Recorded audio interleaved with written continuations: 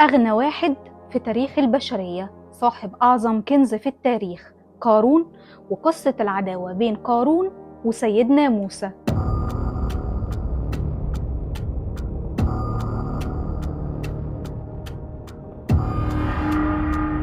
كان قارون من قوم سيدنا موسى عليه السلام. المؤرخين بيقولوا إن ابن عم سيدنا موسى كان اسمه قارون ابن يصهر ابن قاهز ابن لاوي ابن يعقوب، وسيدنا موسى كان ابن عمران ابن قاهز ابن لاوي ابن يعقوب، يعني أولاد عم. قصة قارون حصلت في زمن موسى عليه السلام.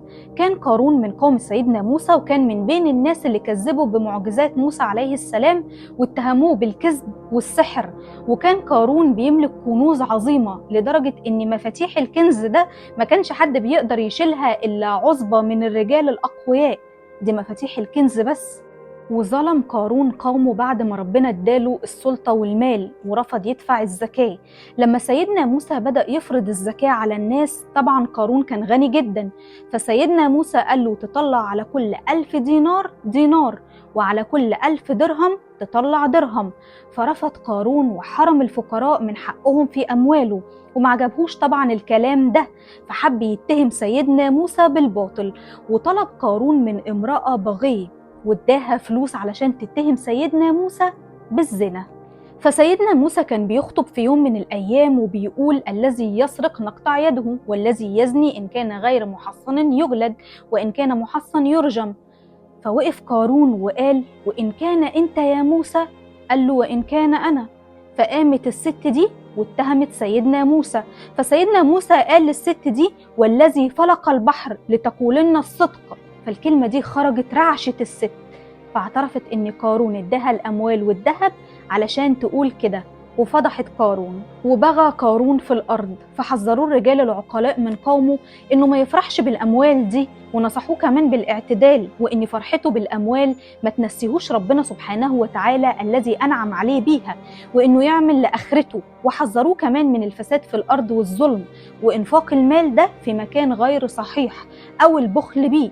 فرد عليهم بجملة فيها كل معاني الفساد والتكبر والغرور، وقال: إنما أوتيته على علم عندي. وكان قارون صاحب علم وعنده عقل فقيه وعالم في زمانه، ولكن استخدم العلم ده بطريقة غلط. وفي يوم من الأيام قرر إنه يتزين بشكل ما حدش ظهر فيه من قبله، فلبس أفخم الملابس وزين نفسه بالذهب والمجوهرات، وخرج على قومه بتكبر وغرور، ومعاه كمان الخدم والحشم. فمجموعة من بني إسرائيل طارت عقولهم من منظره المهيب ده، وتمنوا لو عندهم ملك زي ملك قارون، وقالوا: يا ليت لنا مثل ما أوتي قارون. فلما أهل العلم والإيمان سمعوهم حذروهم من الفتنة دي، وقالوا لهم: اتقوا ربنا، ثواب الله خير لمن آمن وعمل صالحا. وعرفوا إن ثواب الله في الآخرة خير من الدنيا وما فيها. ربنا سبحانه وتعالى حطم الغرور والكبرياء، ونزل عقاب ربنا سبحانه وتعالى من السماء، وخسف بقارون وداره الأرض في لمح البصر، وابتلعته الأرض بداره بالكنوز بالذهب والخدم والحشم. كل حاجة راحت في لمح البصر. وهنا بدأ الناس يتكلموا بدهشة وعظة، وكل اللي اتمنى يبقى عنده زي اللي عند قارون ندم، وقالوا: ربنا أنعم علينا بالإيمان، ولو اتكبرنا ربنا هيخسف بينا الأرض زي ما خسف الأرض بقارون. ورجعوا لعقولهم تاني في لحظة من هول المعجزة. وده يعلمنا إن الدنيا مش دايما الحد، وإن التكبر ده من أبشع الصفات وآخرته وحشة، وربنا قادر إنه يذل أي متكبر.